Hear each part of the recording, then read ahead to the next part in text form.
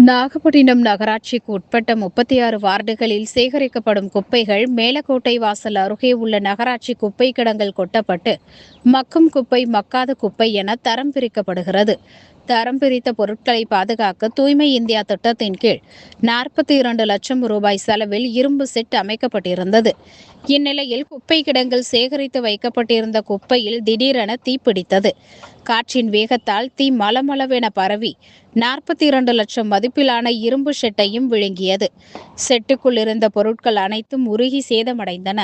தகவல் அறிந்த நகராட்சி பொறியாளர் கல்யாண சுந்தரம் மற்றும் நகர செயலாளர் பாலு மற்றும் கட்சி நிர்வாகிகள் இணைந்து நாகப்பட்டினம் தீயணைப்பு அலுவலர்கள் குணசேகரன், 2 தீயணைப்பு வாகனம் ராஜராஜன் தலைமையில் கீழ்வேலூரில் இருந்து 3 தீயணைப்பு வாகனங்கள், நகராட்சியின் 3 குடிநீர் வாகனங்கள் விரைந்து வந்து 2 மணி நேரம் போராடி தீயை கட்டுக்குள் கொண்டு வந்தனர்.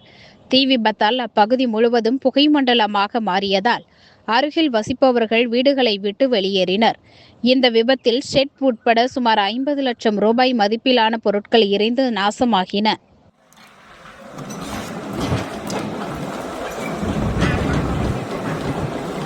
இன்சூரன்ஸ் போட்டிருப்பாங்கண்ணா?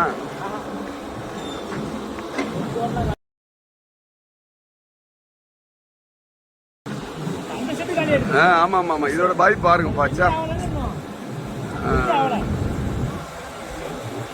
ஓப்பன் பண்ணவே இல்லை அது.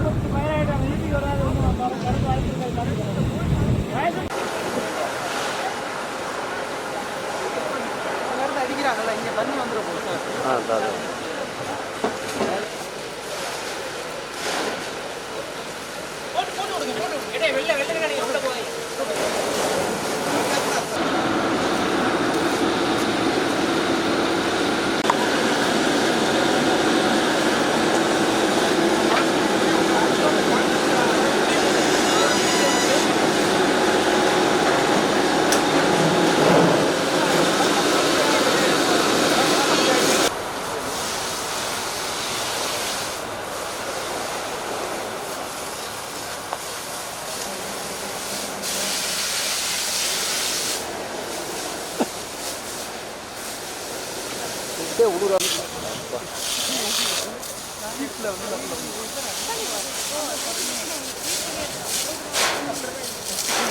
நினைச்சா கூட வளர்க்க முடியாது.